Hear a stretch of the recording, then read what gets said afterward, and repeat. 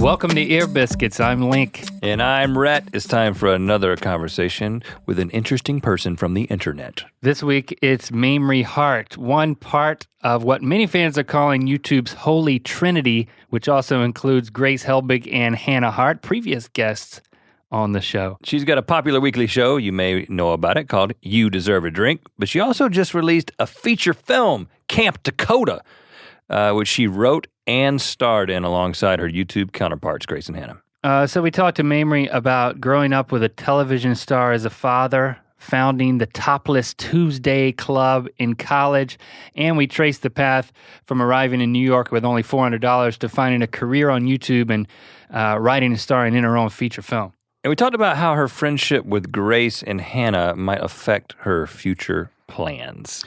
Of course, one of the things that came up in conversation a lot was camp. We learned that she draws on her own experience as a camp counselor to write and form the story of Camp Takota. So it got us thinking about our camp experience. Right. So I don't know. How old were we the time we went to camp together? This is fourth grade. Fourth grade. Fourth grade. And I just remember the concept of camp. Even before we went, it was this thing that, when you reach a certain age, it's summertime, you get to go away. And this is the kind of thing that I got to be honest with you, I looked forward to with great anticipation, which tends to be what I do anyway. I kind of build things up and I get really excited about them. But camp was this thing that in my mind, it seemed like the ultimate experience because you get to go away for one whole week. I mean, no parents. You don't know any of the other kids. You could do whatever you want to. We were going as friends. You know, I knew you and you knew me, and that was it. And everybody else was going to be a new friend. Yeah, my mom drove us to Western North Carolina to Camp Caraway. Oh yeah. Now, Camp Caraway, it sounds more like a retreat place for adults almost. Like kids don't have cares. Or like a rest home or something. But it actually was a camp. I always thought it was like don't get carried away at Camp Caraway. Well, that would be Camp Carried Away. But you're saying there's no cares here. You have no cares. Put your cares away. Like carefree. Camp Carefree. Camp Carefree. That sounds like something for old folks. Camp Caraway sounds like, this might be for children. Now, the only reason I didn't cry when my mom dropped us off is because you were there.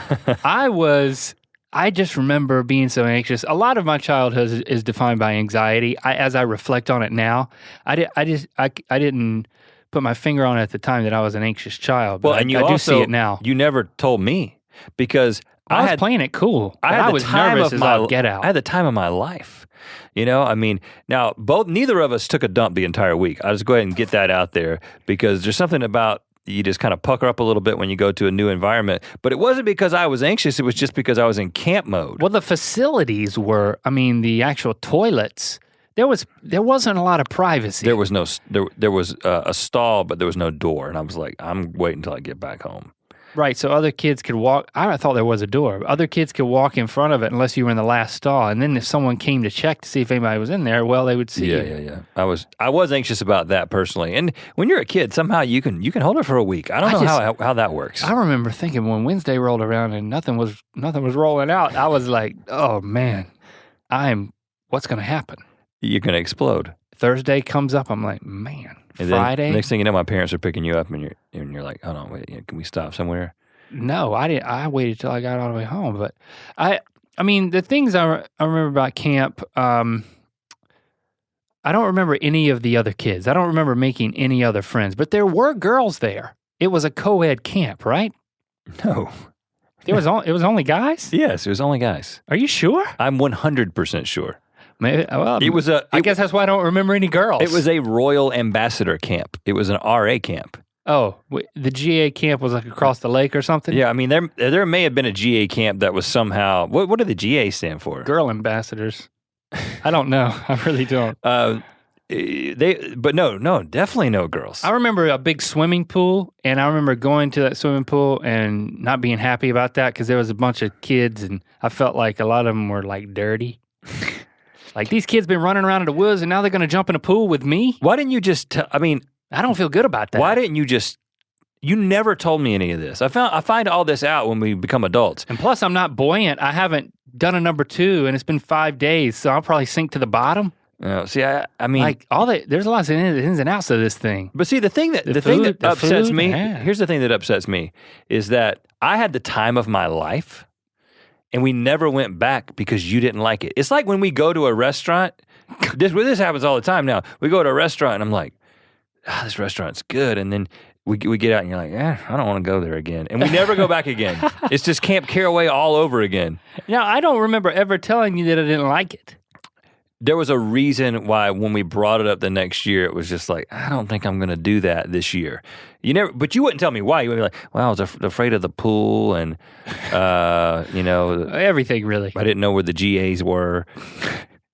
And so I didn't get to go. I think of all the summers that I missed out on. If my mom would have been a counselor, I probably would have went back. That's the sad truth. I remember our counselor. His name was Jeff Cole. Oh, Jeff wow. Cole.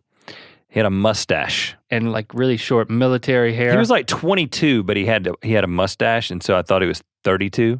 But now that I think about it, I realize he was like right out of college. And he was a weird dude. I got to admit, he was a weird dude. But, I appreciated his leadership. You didn't. You don't even remember his name. You just remember being anxious. Were you scared of his mustache? I was afraid he was going to leave us in there. I don't know. I mean, I'd never been away from home that long and held it that long. Have I said that already? Yeah. I don't know, man. I'm sorry. I do remember that once your parents picked us up, we went directly from there to the Ashboro Zoo, and that's where we bought those matching gorilla purple T-shirts. Yeah. That is the picture that we posted online, one of the first pictures of the two of us together. That has like survived all of these years. So in that picture are besides class pictures, 2 young boys who have been holding it for a week. We had full large intestines. That's in that crazy. Picture. I never thought about that when I see that picture. We looked happy at that point. I was just relieved to be with people I knew, but not that relieved. So I think if I were to write a screenplay about that, it would be pretty boring. Be pretty sad, at least. Yeah, if you think what we just talked about was boring, then yeah, I think the screenplay would also be boring. But I think Camp Takota, they fared better than that. It has some more interesting plot points. Okay, Mamrie Hart's fan base, it continues to grow. She's got 2 YouTube channels, You Deserve a Drink, where she makes drinks for you, but also has lots of puns. And they're like themed around a celebrity or around an event or something like that. And then she's got Mametown, which is a more personal channel, and both of those are really taken off, continue to take off. And she also, I might add, made it quite possibly the most hilarious cameo in our video, Christmas Face, as the on-screen makeup artiste. And she's making a cameo, if you want to call it that, on Ear Biscuit. So let's get right to it. Our Ear Biscuit with Mamrie Hart. Okay, so last time we saw each other, yes, was at the Camp Takota premiere. Yeah, well, it was extended. It was just like a party. Sneak preview. Yeah, sneak preview, an excuse to all have adult beverages outdoors party. I think it's what the official name was. And we had a ball. We had our pictures taken with you. You guys were killing me. You were taking all the pics wrapped up in a blanket. Yeah, well, a camp theme. It was real cute. We go with a theme. You guys won. If anything, we go with a theme. You guys won that green carpet. But congratulations, by the way, on Camp Takota. Right? Yeah. Yeah, it's really exciting. Super exciting. It's like more exciting for me as a writer, even than an actress. Okay. To be like, oh, it's doing well. But Rhett told me that you told him a story that I didn't get to hear about leaving Christmas Face. Yeah. So I wanted to hear that from you. Oh, okay. So when I left Christmas Face and I was in full on, what would you call her? She was a makeup artist by day. A little trashy. Lady of the night by morning. And so I had that crazy makeup done. And then as soon as I left, because I was running late, I had to get on a phone call. And I didn't want to go into the parking garage and lose service in the elevator. So I just walked around downtown for like 20 minutes. And then I got in the car and like rear viewed and was like, oh, You didn't still just have the shirt on too, right? I had like a cardigan on over it. No, but it was still a poison Flesh and Blood Tour 1987 halter top. Halter to the Homemade top. halter top. Well, it was perfect for what we needed. Oh, I loved it. And it was perfect for downtown. Perfect for Me too. parading the streets downtown. Yeah. Me too. Got some new clients. It was great. But no one approached you to tell you that. No, because I was on such a intense phone call. Like they thought I was breaking up with my pimp. I can only imagine. Or setting up the next appointment. Exactly. Mm-hmm. It was pretty awesome. Wow. And the video looked great. Oh yeah, your appearance was amazing. Thank you. The comments were raving. Oh, thank of you. your contribution. So appreciate that. we should do more of that type of stuff. I'm into it. More halter top. We got to lots of come up makeup. with something else though. I mean, Yeah. Christmas sweats, Christmas face, Christmas. What I don't other know what the next Christmas thing areas is. are there? I don't know. I don't want to start thinking about it. No, it's too It is early. a bit early. You got to wait till the weather changes. At least till July, guys. Mm-hmm. Come on. Yeah. Okay. All right. Forget I brought it up. Now, I'd love to get into your creative process right off the bat. Just, in watching your videos, I love the bloopers at the end. And for me, that kind of, I find myself trying to analyze your creative process and find the clues of exactly how you do it in the bloopers. Like, okay, she looked down there as she finished this improv riff. Maybe she has written down some of her lines, and then she's just kind of riffing off of that. Obviously, there's stuff off the top of the head. So that's how I look at the bloopers. And also, they're hilarious. So, I mean, there's like You're two just reasons. looking for clues to bust me. Not bust you. I'm just fascinated with how it all comes together. Well, there is pre-written jokes. There are pre-written jokes. Essentially, I think about some silly puns. Grace comes over. We have a pre-game cocktail. We think of a few more, and then we get up, we intro, make the whole drink, and then we bump in for joke time. So I have the pre-written... Bump in for joke time. I don't like go back and forth. It's just like, here's how I make the drink. And then it's like, all right, now we're just going to shoot jokes for like the next 15 minutes or so. Okay. So we have some prepared because some of them are, pretty in-depth. But then it's me just riffing and essentially trying to make Grace Helbig laugh. That's the ultimate goal, is to get her to break behind the camera. And has she been there for every episode? Every episode. Really? Every single episode. Grace and I know each other from New York, and we were on our first sketch team together, like 6 years ago or so. And then we also lived in the same neighborhood in Brooklyn. So we would spend many a day getting Bloody Marys at like 2 on a Monday. And I wasn't doing any internet stuff yet, but then I had the idea for Wydad, and we lived, really close to each other. So I'd walk up the long hill. So you shoot these now. What's this? Your house, your apartment? Now at my apartment, yeah. So she comes over. Yeah. And it's just like you only shoot one at a time, I assume. Well, I mean, not always, because of schedules and whatnot. You can kind of plan, like, if it's a pop culture one, obviously you're going to shoot it the week of. But if I'm doing a pop culture one and the next weekend is St. Patrick's Day, then we can go ahead and do a St. Patrick's Day one. So you can kind of tell how many we shot in a day depending on my level of drunkenness. Because if we're doing like a three Wydad day, oh yeah, baby number 3 is pretty loose. Yeah, we might not even find the footage.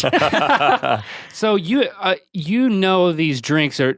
I know so little about mixed drinks. Are you inventing these? I'm inventing these. You're inventing these, right? right? I bartended through college, and I also bartended for like 7 years in New York City. So I'm using my like base knowledge and then kind of jumping off, traditional drinks, or just making ones up and just, seeing if they taste good. Because you have to have a bit of a palate for that. For sure. Yeah, with all different like infusions and bitters. How much of the how good of a drink this is going to be, it goes into the process. Is it like, I want you guys to enjoy this? Oh, 100%. Because A, I don't want to drink something gross. And also, nothing makes me happier than when I see that people actually made the drinks at home, which the drinks that tend to be made are like the most white trash ones. Like I had one for Amanda Bynes that's literally cupcake vodka, champagne, food coloring, then it's dipped in funfetti icing. Oh yeah. Like that's the drink. And that's the one that gets made the most. Well, that's because everybody already has that stuff laying around. Exactly. If I'm like, we're going to do walnut liqueur with, cardamom-infused bourbon, they're like... Yeah, I've got funfetti in my pocket right now. That's what the kids are calling it these days. Yeah. Yeah, I mean, you'll bring out these bottles of stuff that's like, whoa, the budget for this thing just went through the roof. But it's all tax deductible, right? It's all tax deductible. I didn't realize that the first year I did YDAD. Okay. And then the second year it was like, oh my gosh, let me show this to the accountant. I'm like, I swear my drinking is a write-off. Yeah. That's great. But I do have a kind of ridiculous liquor cabinet. It's ridiculous. Describe it. Well, I just have so much crap. I'm never going to finish. I did a drink a couple weeks ago that had Galliano in it. Do you know what that is? No. It's like this crazy huge I think bottle. I went to high school with him, though. Oh, Yeah, it looked like that building in San Francisco. yes. Yeah. I bet it does. I don't know. The really skinny pyramid. Oh. Is that what you're talking about? Earthquake-proof Yes, building. that is the right bottle. Yeah. Mm-hmm. And now I'm never going to drink that, but I just have it. Because you had to mix a little bit in. A little bit in. So, yeah, it's pretty impressive. I mean, you don't have parties where it's like, all right, just have at it, but you got to buy a ticket or something. Yeah. A ticket. I don't have open houses with cakewalks and come to my at-home carnival. We're raising money for me. It's my favorite cause. I love those, by the way. When we were kids, did your elementary schools have them? I want a fish. You want a fish? I didn't want a cake. I think that's irresponsible. I want a fish. And that fish got a growth and died. Ooh, Wow. Yeah. like a cancer? They A didn't. very large cancer They tumor. didn't splurge for the good goldies at your He was elementary good school. for a while. I think it was something in the water. Now, you ask about our fall festival experience. Yes. And we come from the same place, right? Yeah, North Carolina. Represent. Ooh, ooh. Raise up, I should say. Oh, Right? spin around your head like a helicopter. Yes, yes. I'm very tempted to do that at this moment. But I'm not going to because, Yeah, it's there's weird. no cameras. Yeah, exactly. So, That's the point. like born and raised in North Carolina? I was actually born in New Jersey and moved to North Carolina when I was 7. Okay, so you remember some of Jersey. I remember memories of Jersey. Yeah. Like what? What are your Um, Jersey memories? I've never been there. You've never been to New Jersey? Well, I didn't live in the part of Jersey where people think of. I feel like people from the South, when they think of New Jersey, they think of Hoboken or just somewhere really dirty. No offense, Okay. Hoboken listeners.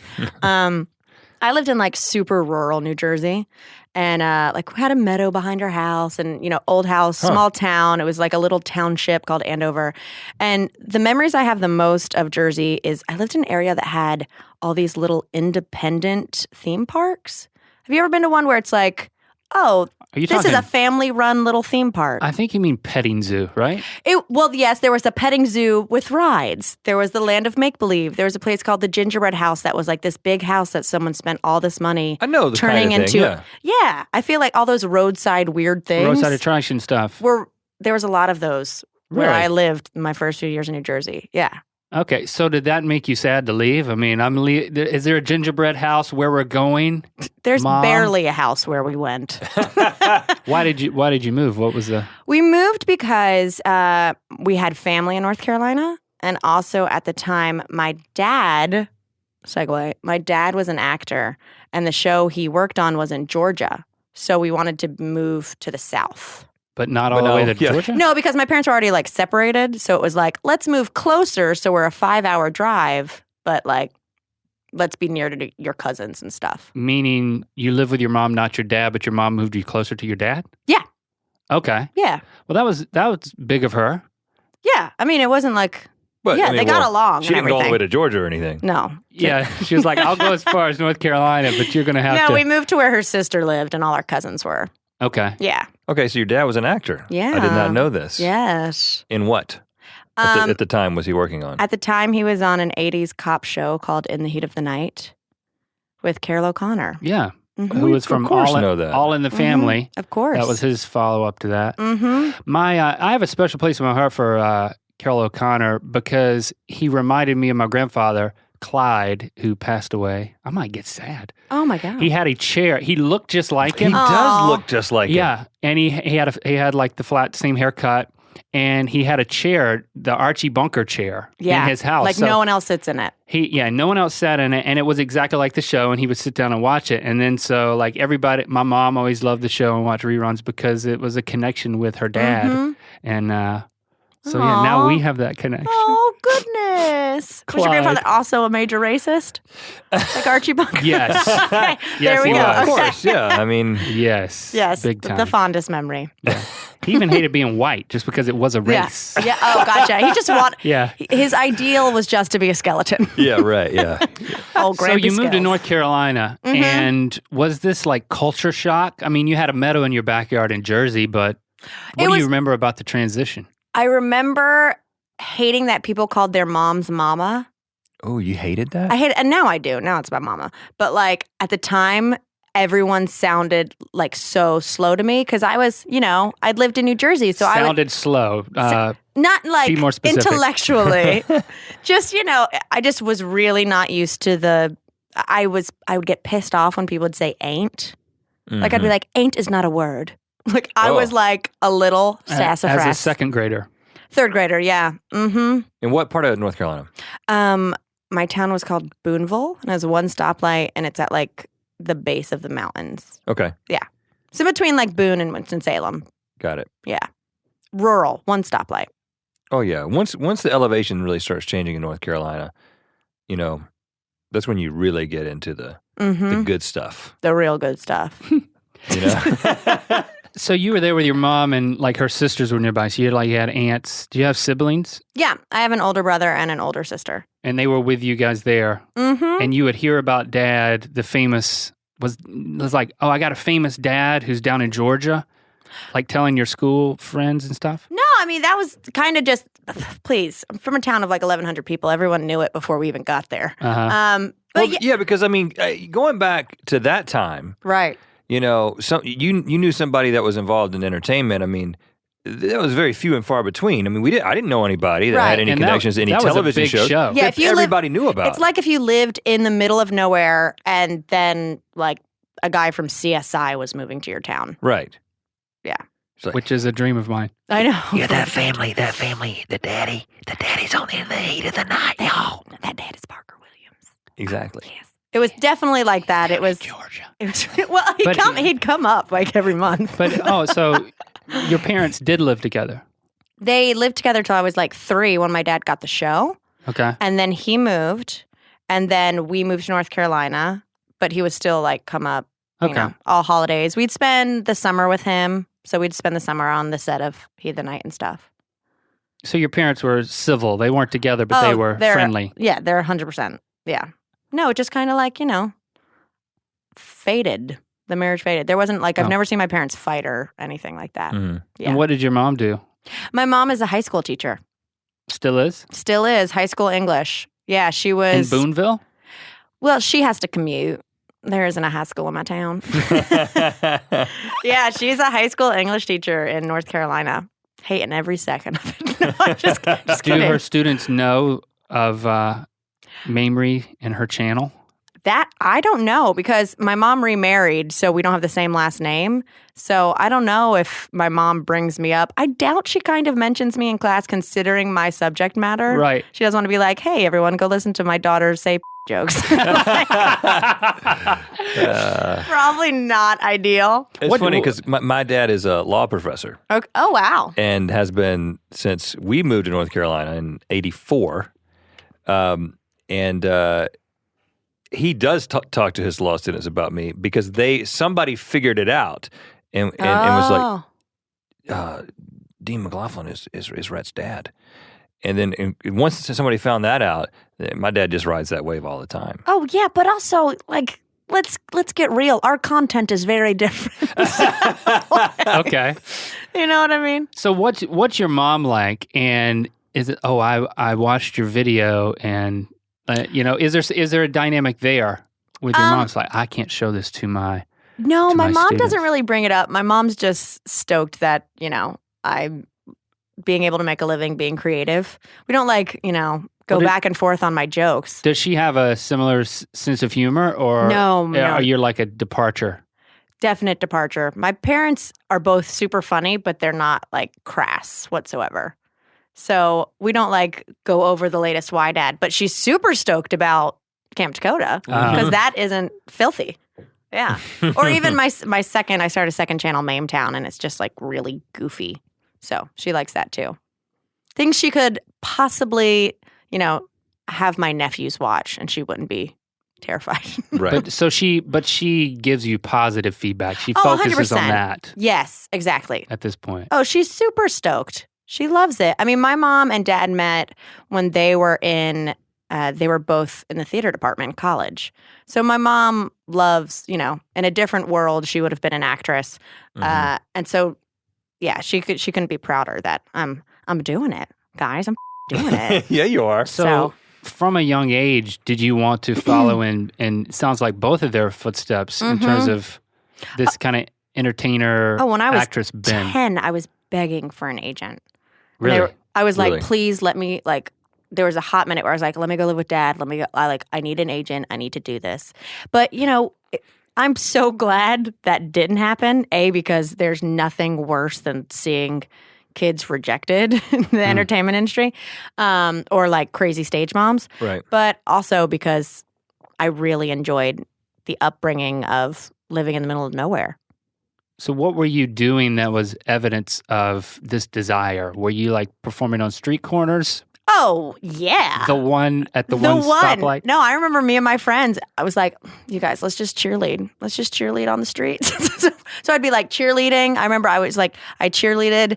Cheerleading what? Like the traffic? Yeah, cheerleading the traffic. I remember someone pulled over once and was like, what are you raising money for? And I was like, nothing, I'm bored.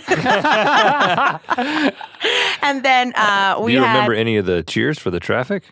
No, I mean, they were probably just about me. I'm not sure.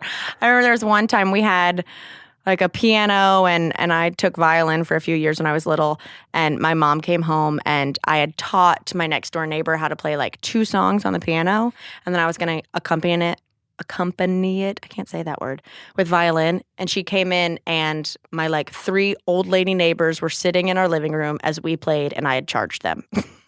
You had sold tickets. I think I charged $1. Wow. But probably if it's worth seeing, it's worth paying for, right? Right. But probably my favorite me performing money-making schemes that I ever did was my sister and I and another guy on In the Heat of the Night's daughter decided that summer while we were on set that we were going to make our own horror movie. And so we made our own horror movie called Night Fright. And I was the killer, and they were 2 house sitters that I was, trying to murder. And the film, I'll call it a film, was about 15 minutes long. And during the In the Heat of the Night rap party, we made programs, like with our like actor bios. We had a separate room. It was at someone's house, so we like had a screening room in the living room. Oh. We charged people $5 to come watch our movie. And people, they felt pressured to because they were at a party and we were kids and we were cute. And in the program, it said all proceeds will go to DARE, drug abusers, to keep kids off drugs. Yeah, we made $100 and we went to Six Flags. Well, you know what? It was a diversion. I mean, in one way or another, you didn't do drugs that day. Exactly. You went to Six Flags. We just abused their money. Dare to keep us 3 off drugs for like a 6-hour period. Exactly. While we're at Six on a roller Flags. coaster. Exactly. To feel like we're on kid drugs. Yeah. And were there any like pangs of regret for that? No, it's a pretty great story. No, it's totally worth it. You're still cashing in on that one. I mean, Dippin' Dots had just come out, so my ass was getting to Six Flags. Oh, yeah. That's when it was the ice cream of the future. Yeah, right now it's just of the present, I guess. Well, and a little bit of the past. Yeah, I know. Okay, so you would go to the set of In the Heat of the Night during the summer? Is that? Yeah. What is that like? It was cool because while they were, first of all, craft services, as we all know, that's the best. I mean, just a dream. I would like go to the makeup trailer and like make them give me makeovers. I mean, in a very sweet way. I wasn't like a bratty kid. Like we were all friends. And then on a huge soundstage, all these different sets. So while they're shooting in the police station, me and my brother and sister are in the fake courthouse pretending to have a trial, or in the fake diner pretending to be waitresses. It was basically just your playground. Yeah, running around the different sets. Did you ever weasel your way onto the show? No, I actually did some background work, which, when you do a background actor, let's say you make like $80 for the day, $100 for the day. I was like, I'm loaded. Like, I couldn't believe it. But it was between me and another daughter on the show to get one line that was, "Hey, mister, can we get our Frisbee back?" And they gave it to her, and I was pissed. She got like $500. Hey, mister, can we get our Frisbee back? Did she also get the Frisbee back? Yeah. Yeah, it was part of the script. She got it all. She got it all. But you were at least standing next to her. I was standing behind her with hair down to my butt, parted in the middle, huge glasses, looking like Joan Baez in a tie-dye shirt. Like, I'm getting 100 today. I'm getting a cool hundo. Wow. Yeah.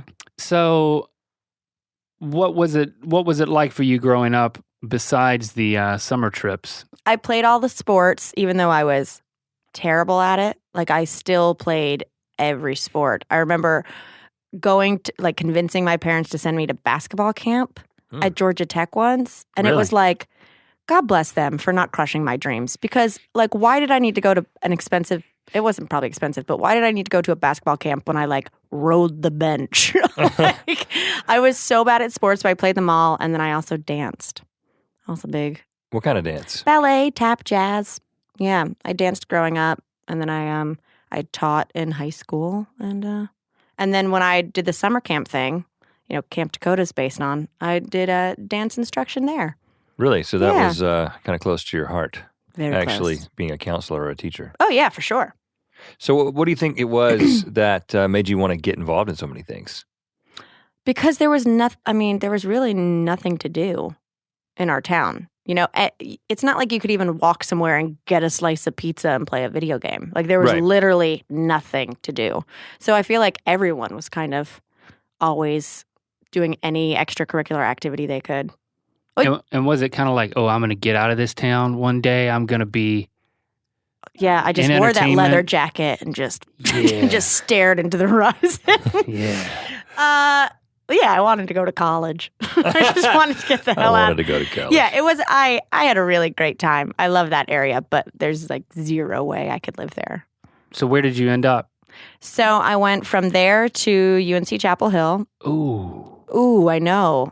I know. I was actually texting with DJ Flula before I got here, and he was like, "Are you watching the UNC Duke game?" And I was like, "No, I'm going to go record with Rhett Link." He was like, "Of course those NC State Wolf Packers would make you record during UNC Duke game." I was going to ask you, is this something that you would, apart from Flula's influence, would you definitely be watching it right now?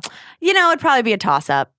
Okay. Yeah, I wouldn't be at home watching it by myself. Because, it wasn't going to be on Thursday until it got snowed out. It was going to be last week and then got snowed out. So I know. I wouldn't intentionally, because I would actually, I hate to admit it, I do watch that game. Yeah, I know. Even as an NC State fan. You have to, just as a North Carolinian. But I will say, I pull for Duke. I'm sorry. I don't know what it is. I just can't like it. I cannot like UNC. But I like you. It's been fun. And my wife went to UNC. Oh, really? So, I can overcome a lot. Okay. Yeah, so Rhett's wife went to UNC, and going to NC State, we have to hate UNC forever. Why? But we can still like you. But it's just no you contact. Okay. As long as we disassociate. We're just going to disassociate that. I'm just going to pull out my metaphorical Men in Black thing and just pretend I didn't know that. Oh, so because you have trouble liking us now too? No, we're good. Okay. We're good. Good. Mm-hmm. You were probably actually at UNC. Probably like a year crossover with my wife. Yeah. Not that it's What's a small her name? school. I experimented. Is that what you meant by cross paths? Yeah. Well, that's the other term. That's what Mamrie was thinking about. So what did you go to UNC for? What was the mindset at that point? With that, it was just, I knew I had to go in state, and so that was the school I wanted to go. When I went to college, I really didn't know what I wanted to study. Okay. Like, it always been in my head that I was going to be a performer of some kind, but I definitely did the whole you don't have to have a major. You're not going to know what you want to do until your sophomore year. So I ended up doing drama and communications. But you had to be I mean, obviously you were involved in a lot of different sports and stuff, but you obviously had to be a good student to get into UNC. Oh, yeah. So you were an overachiever? Or just an achiever? I think I was an achiever. Like I had good grades and stuff, but yeah, I wasn't like studying all night or anything. I don't know. What was your high school? I'm flipping the tables. No, it sounds to be like, I just got good grades. I didn't like try very hard. That's okay. But I don't know. You're just smart. Some people are smart. I'm That's smart. okay. No, I lost it all in college, by the way. Oh, really? All of it. I was the worst student in college. The fact that I graduated on time is shocking. What contributed to that? I never went to class. Like ever. I went 5 weeks without going to a class once. Okay, hold on. How does that happen? Because I took classes that didn't have attendance policies. And then like it's bad. I don't do that, kids. I still have recurring nightmares that I realize that I have to take a final for a class I haven't gone to all that's semester. A classic. And then it's like besides a bad grade, it's more like I can't believe I have to walk into this classroom and people are going to be like, who are you? And it's because of that. But, well, it's a common anxiety dream. I have it all the time. You do too? I need to take the final exam and I haven't gone to class. But I actually did go to class. Oh, okay, so nerd alert. You're just you better believe it. You're just having a flashback dream. You're not having an anxiety dream. Yeah. You actually live that.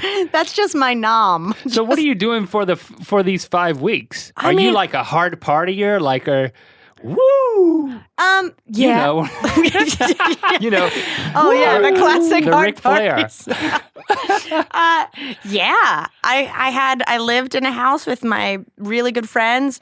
Our really good guy friends lived beside us. We shared a yard. I mean, it was How crazy did it get, Mamrie? Give us a point of reference here. point of reference. Okay. I mean, Case in point is what I'm actually trying to say. it was just really it was silly collegiate. We had 3 beer pong tables in the back. I threw a party once with 6 kegs. We it was, I had a club called Topless Tuesday. I mean, it was Tell just, us about that. it was women getting together and learning a new skill or craft or whatnot on Tuesdays as they smoked cigars, drank bourbon, and did it all topless. Okay. Now, this sounds like a fabulous idea. Yeah, it's great because you know what? I saw so many girls become comfortable with their bodies when they joined that club. Okay. Topless Tuesday. Topless Tuesday, baby. What was this was your idea? Founder. Your brainchild. Yes, me and my friend Melissa. What was your, what made you think of this idea? What was your motive? Just the 2 of us one day just had a great day, just topless, doing something. And we were like, we should invite other girls along. You were just like, just hanging out, topless? Is that a joke, Link? It's a pun. When they re-listen to this Ear Biscuit, they'll drink at that point. I think we were just crafting or something. I don't know. You know. College was weird. You were crafting topless? Yeah, it was like with your friend. Yeah. Okay. Yeah. And so it wasn't sexual at all. But you weren't thinking, hey, we'll invite a lot of women and they can grow comfortable with their bodies. That was a side effect. The next day it was like, that was so fun, like getting drunk and smoking cigars and crafting and we were topless and it was Tuesday. That's got a ring to it. And then we invited a few girls to join and then like people had heard about it and they were like, oh yeah, no, you guys have that club. I want to come to it. So then the next year, or like the next semester, me and my friend Melissa, who founded it, we invited people to be in the club. Like they got formal, almost like you would in a sorority bid. Oh, wow. We bid. We brought you like an invitation and a glass of champagne, and we were not everybody gets in. Well, I mean, it wasn't like it's not like people applied and didn't get into Topless Tuesday. We were just like, hey, you 10, making you come it formal. now. Yeah, exactly.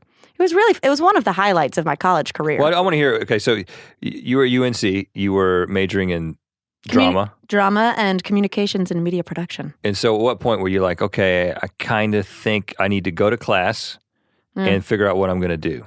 My senior year, I finally actually auditioned and did a play, which is actually Rocky Horror Picture Show, which was awesome. So my senior year, that's kind of when they lay the things out that you have to go to. You know, there was a class where you have to work in the wardrobe department for 6 weeks on a production and you're just going to live there. So once I had to be there, I really enjoyed it. And that's when it solidified that, oh, I'm moving to New York from here. But up until that point, it was like, who's going to get the beer? Like, I just wasn't thinking about my future at all. So New York, was that for theater or just acting in general? Acting in general, but I figured you just had to start with theater. And so what was your approach? Did you hitting the ground in the Big Apple? Big Apple, I moved there very, very poor. I moved to New York with $400. Did you know anybody? Yeah, I moved in with a girl that I had actually been a camp counselor with. And another friend of hers, but everything was just, I didn't understand what like safety deposits were, or like what is it, the person who rents it out, like the fee for the person who shows you the apartment. I'm really bad with words right now. An agent? They have like different word. There's a different name for it in New York. I can't think of it. Anyway, so after all that was said and done, I moved up there with like $400 and an air mattress. So hitting the ground running was hitting the ground trying to find a job.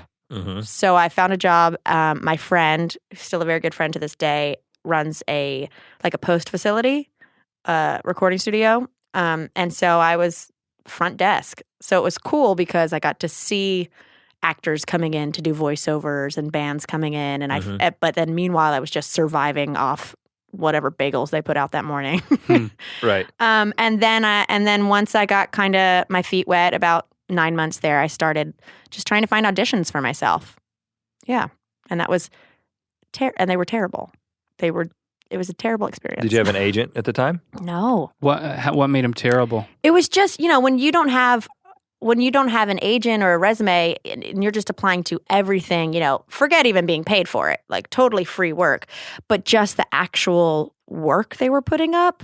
I always compare it to, it's my go-to comparison of, do you watch the little show Friends? I'm familiar with it. Have you seen it? I have.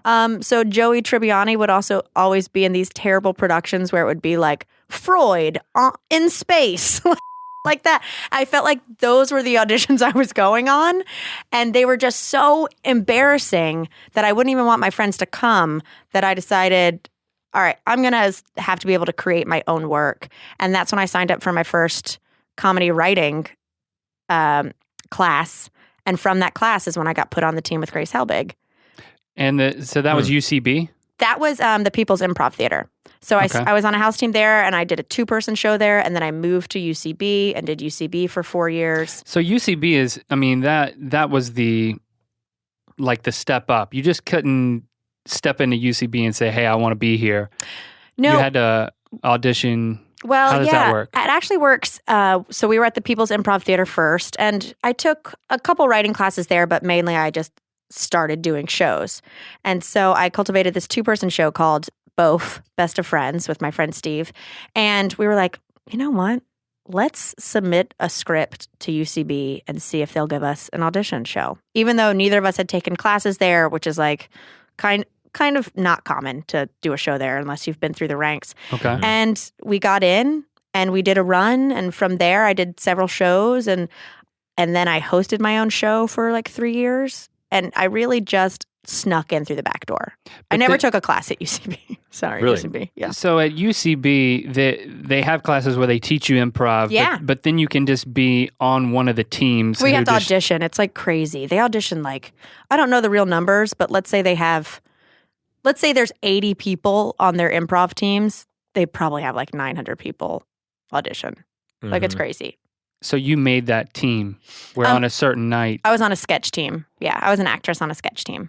Okay. Yeah. And so you learned the ways of improv, not by class, but by actually doing it in front of people. Yeah, well, improv isn't super my jam. I'm really into I'm really into written comedy. Okay. I love improvising on stage, like with friends and as a host, but I don't do improv teams. Like, I would be terrible if I had to just walk on stage and be like, hey, you're 30 minutes late, Joe. We got to get to the theater. Like, I can't. That was pretty great, Thank actually. You. Well, I was there. I was looking only for Joe. do 1800s improv. Yeah, so sketch comedy has always been my love. I love the writing process. I guess that's the thing about improv. When did you discover that? It's that? so fleeting. When did you discover that the writing was something you were interested in?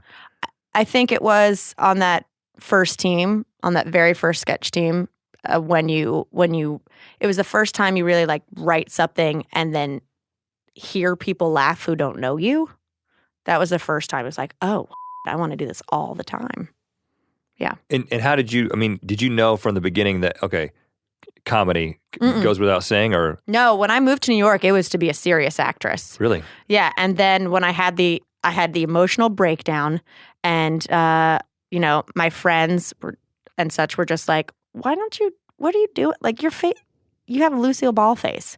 Like, no offense, you can probably act very well, but like your face isn't made for drama. And I was like, you're right. I should give it a shot. Because I've always been like the goofy, ridiculous person, but I really enjoy dramatic acting. Mm-hmm. So I was kind of, suppressing the comedy side. And then I was like, let's give it a shot. And it felt right. So do you feel like, now that your comedy thing is really starting to take off, can you see down the road there's, and then I'm going to surprise them with that dramatic I'm pulling a performance. Sandler so fast. You have no clue. A Sandler, yeah. Is that, that's not exactly who I was thinking about. Okay, right? yeah, he Punch did Drunk that. Love? Punch Drunk Love, man. Yeah, he did that. Yeah, lots of people. The Robin Williams, Right. all of those. Well, I cry in Camp Takota. I know. I was going to bring that up. Yeah. You got, first of all, great performance. Thank you. At every turn. Thank you. But then there's that moment towards the end that, we don't want to spoil No it. spoilers. Listen, it was very compelling, Oh, thank you. and I was like, we didn't stop to talk about it at the time. But I was like, she's doing that thing where she's actually making herself cry. That's for real. This She's is not doing that acting thing where she's actually crying. No, I'm making the assumption that you didn't do the whole bring in the onions. Because it definitely didn't seem like that. No. It seemed for reals. Yeah, we shot that scene. 3 times. Yeah. And you cried every wide, time? medium, and close. Yeah. So, okay, well, what is your thing? What do you think about a sad thing? Yeah. That's kind of, you learn all the different methods in, when you're in acting school or college for acting. And that's my go-to, is just to think of something just really, really, really sad in your own life. Well, can you tell us what you were thinking of? Well, I'll tell you, I also get teary during no spoilers, but a fight with Grace and Hannah, that one. And so we each had to get to that level. And so then I just thought about if you guys came up to me tomorrow and were like, we've decided we don't want to be friends with you anymore. And I was just like, and I would just be crushed. So in that scene, against them, you were actually feeling the rejection of... Yeah. Okay. Well, I'm kind of being rejected. It's really tough to talk about a movie without saying what happens in the movie. Yeah. Yeah, it's difficult. But it's intriguing. You got to start figuring that out. So do we. We're like baiting you. And then also with the crying scene at the end, it was towards the end of filming the actual movie. We had 2 days left, and I was just really sad about leaving the crew and whatnot. It really did feel like camp when we were shooting the movie. So that was really just this has been so great. I don't want it to end. Okay, I get it. Yeah. I'd have to dig super deep and be like, this is about my uncle in 1991. Well, I mean, you've helped me discover all I got to do is think about Carol O'Connor. Yeah. And I start tearing up about my granddad. There we go. Oh, there you go. Yeah, you find your triggers. In the heat of the night. Beautiful. I can't tell you how many times that's been sung to me. It's pretty catchy. I have a friend who, we've probably been friends 5 years now, and every time he emails me, he attaches the YouTube video of the opening song. Every single Well, it's a time. good one. It's unforgettable. Yeah. Okay, so you began to get some traction with comedy writing and the sketch thing. Mm-hmm. And where was that headed? Pre-YouTube? You're right. Were you thinking, all right, I'm going to break into a sitcom, or what was the goal? Are there people around you who were or are kind of, that person's on the sitcom now, or that's kind of the path with UCB, right? That's totally the path. And who else were you seeing? Were there other people that you were thinking about? If they did it, so can I. Well, if they did it, so could I. Well, when we were at the People's Improv Theater, Ellie Kemper from The Office and whatnot. Like, she got it from People's Improv Theater, and Kristen Shaw was there. And there were people who were starting to make that leap. And then at UCB, it was, once a year, 2 people go to SNL. Mm-hmm. And I had peers who were getting, late night writing jobs and things like that. And I just, I'm very driven by like peer success, not in a jealousy way, but just like, that's so awesome that you get to do that. I want to do that too. Let's all rise up together. And there's also just the migration of New York to LA, and you start to see people do that. And when they're in LA, things start really going for them. Okay. So I knew that was going to have to happen. So I'm curious how there was kind of this, there was maybe a fork in the road for you that has now led to the YouTube traction, whereas with other people, it's the writing gig on television or the sitcom starring role type of a situation. Well, I thought the fork in the road for me, or what I thought was going to be the fork, is that I thought I was going to have to choose writing or performing. Okay. So I would bounce back and forth of, I really want to perform. I need to do more of that. To, man, I really enjoy the writing process. I think I might be better at that. And what I think YouTube did was be able to kind of converge those two. So be like, wait, you can do both. So how did that happen? How did the YouTube thing start becoming a factor for you? It started becoming a factor. We started doing You Deserve a Drink, and I was still doing a lot of stuff at UCB. But it's weird. And was Grace at UCB too? No, Grace was People's Improv Theater still. She does traditional improv as well. So she was on like a Friday night team and would do that. And I was all in at UCB. But I guess when it really became a factor is just the numbers game of, this sounds probably really a traditional comedy, but it's like I can beg and promote and grind to get 80 people to this show next week, or I can put up a video and this is like, early days where it's just like, or I can put up a video and like 5,000 people saw it. Like that's 5 times my town I grew up in. And so I started to kind of put more focus on it than I had before. So what was the genesis of the first YouTube video? Because right off the bat, you had the show, right? Mm-hmm. So how did that work? Was it the writer mindset, bringing together the bartender thing? Because were you bartending too? Yeah. You said you did that for like 5 years. I bartended until 2 years ago. Okay, so you were like, I'm putting these two things together, and I'm gonna put it on. Exactly. Grace was doing Daily Grace, and she was killing it. She was a few years in. I think it was just when she started to really like have people like show up at her theater that were fans, things like that. Like she really started to be like, oh, this is a thing. This is a thing outside of our little life in New York City. People know who you are. And like I said, we were hanging out during the day all the time. I was like, you know what? I have an idea for a silly video, You Deserve a Drink, where I can actually teach you how to make drinks, but with really bad jokes. And the first one was for Charlie Sheen, like during his meltdown. Right. Tiger Blood Gimlet. And my rationale was always, because I know how cruel people can be on YouTube, was, well, even if people think I'm an idiot and hate my jokes, they're still learning how to make a drink. It's educational. That was my crutch of like, and I still to this day get comments that are like, God, I hate your face. But hey, that mojito looks delicious. Well, at this point, do you start to think, I'm going to not do the drink part and I'm just going to do me? I mean, you have the second channel I guess that's what that is, right? Yeah. But it's more of just kind of a side project kind of a thing in terms of YouTube. How do you see that? I really, really have fun doing Mametown, and I feel like all the other things I'm working on or like trying to develop are more in that sense of just me, I guess, and just doing weird stuff. I always want to keep doing the drinking thing. I can see, there's definitely certain limits. It limits things. It limits age, It limits, some people just don't drink. But I love it, and I fucking love drinking. So I always want there to be an element of that in my work, really. I'm writing a book, and there's going to be recipes throughout it. And yeah, it's what I really enjoy. What's the book going to be called? That I don't know.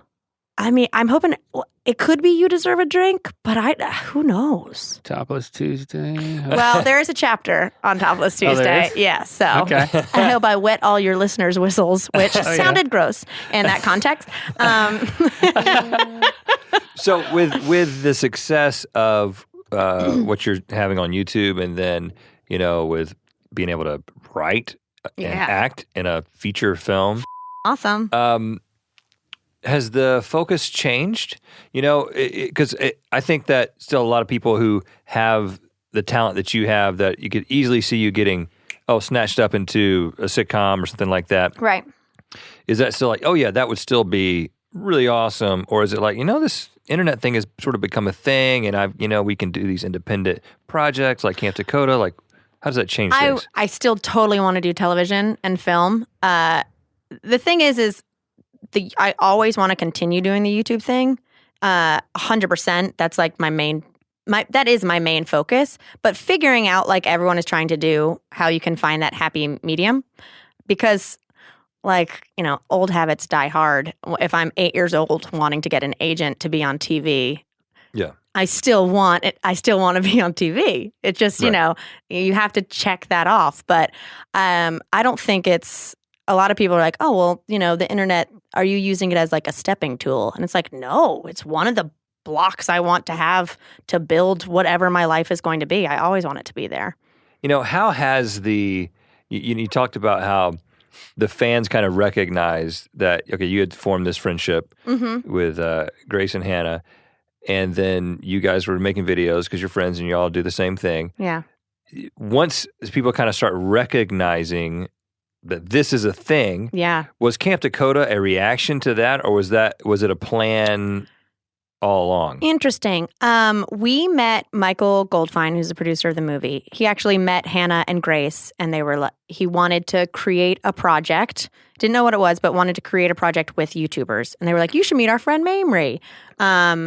And, at that point, it wasn't like, because she's on our level, they have much bigger audiences with me, but I love the writing aspect of it.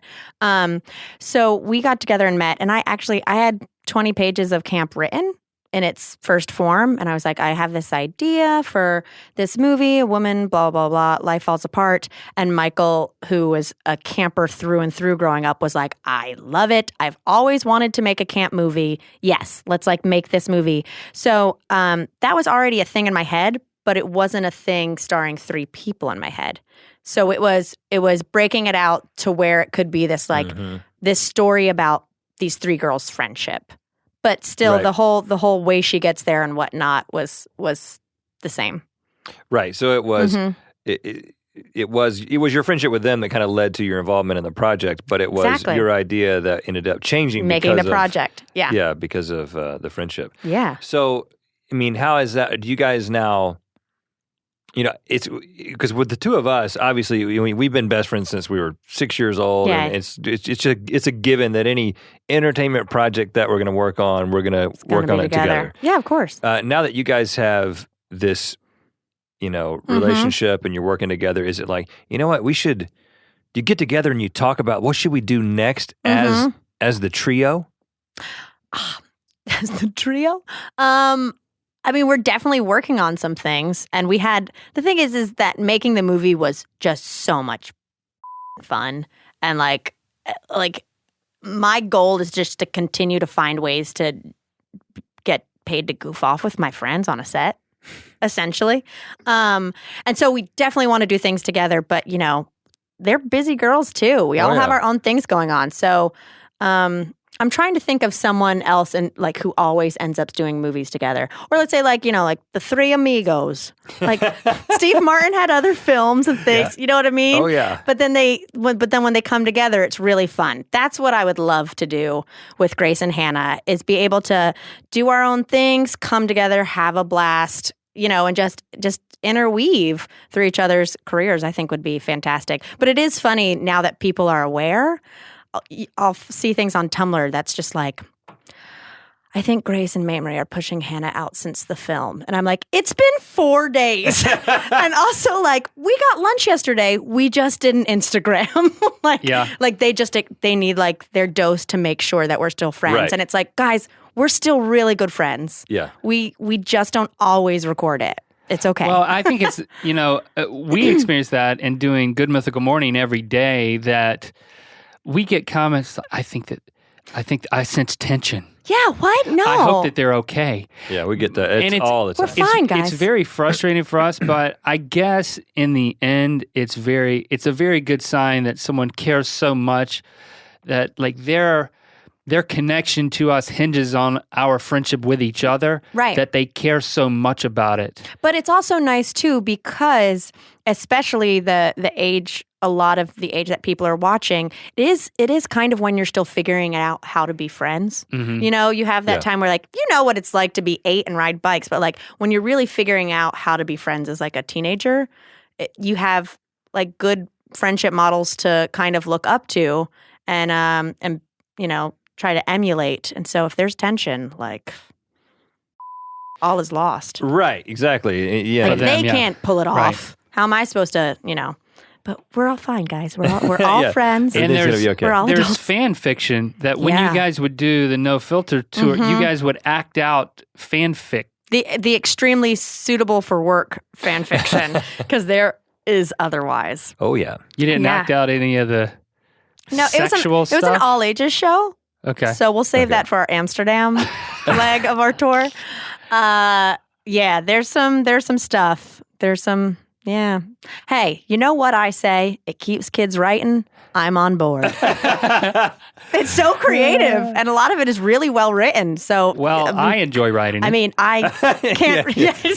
Oh yeah, I saw your one the other day. I'm just glad 2 to know hearts beat as one. Or you're reading my work. 3 hearts beat as one.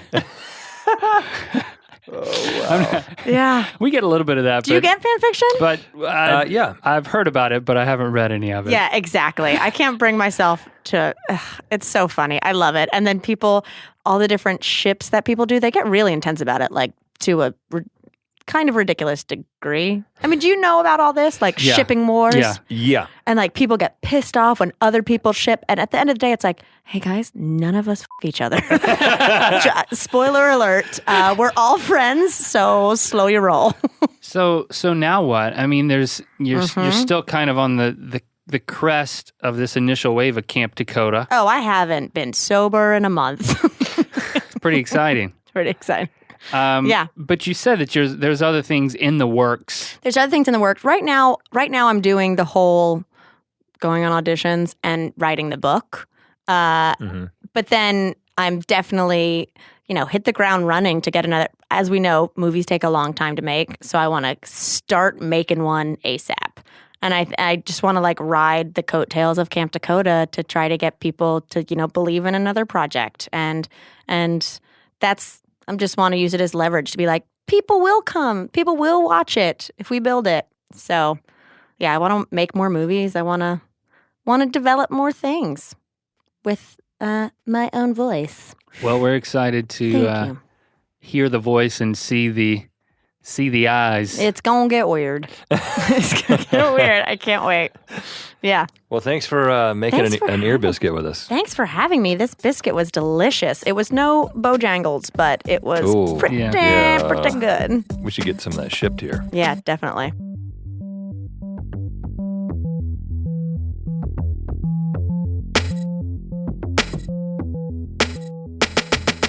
Okay, there you have it. Our ear biscuit with the one and only Mamrie Hart. I think it's cool, and getting to know her better and kind of hearing her story.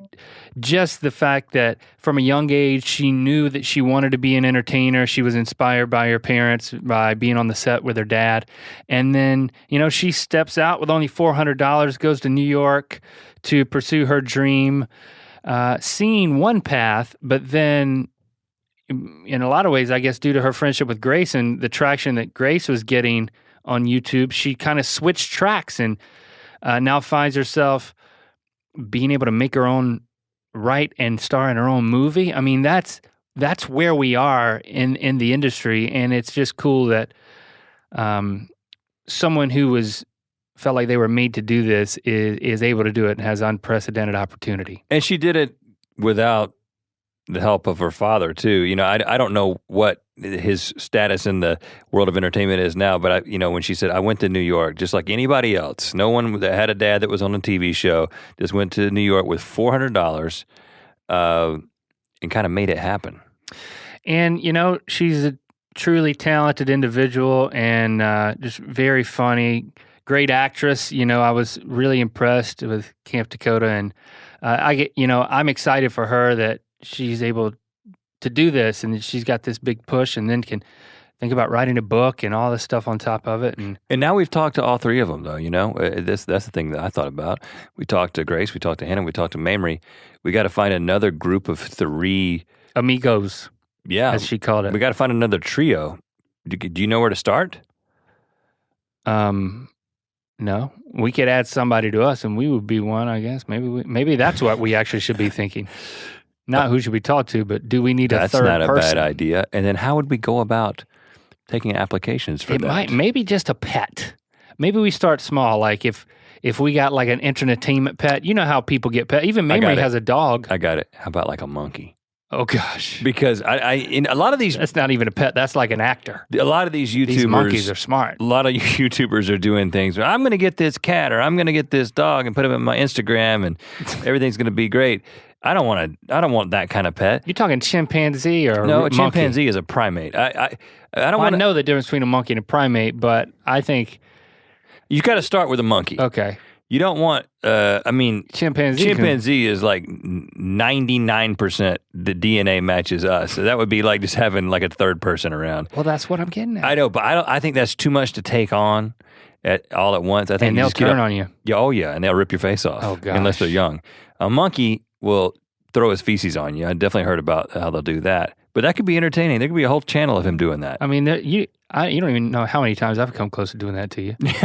So you're not as far as you think. How often does that cross your mind? Yeah, it's just I don't have any on hand. All right, anybody that's a monkey out there that listens to Ear Biscuits, if you're thinking about potentially getting on YouTube or having a career in entertainment, we'll dress you up in anything you want. You can play an instrument, that's even better. We've reached a new low. Not only are we thinking about having a monkey as part of our comedic duo, but we're also addressing them as if they listen. This is sad. Hey, listen, there is a less than 1% chance out there that there's a monkey out there listening to us right now. Really? He's probably not in control of the audio, but he's somebody's pet monkey right now. And they're listening, and he started looking at them right now, and he's like, they're talking about me, George. I said George because I was thinking about a monkey. Right. Curious George. George. The man in the yellow hat is listening to this Ear Biscuit, and George is looking at him. Okay, I'm shaking my head right now in disgust and apology. This goes out to all of you non-monkeys out there. Thank you for listening. Thank you for leaving a review on iTunes. It makes a difference. And tweet at Mamrie. Her Twitter handle is MameTown, M-A-M-E Town, and let her know what you thought. Also, tweet at us. Give us the feedback. We do this every week for you, Friday afternoons. And we will be back again next week. We promise.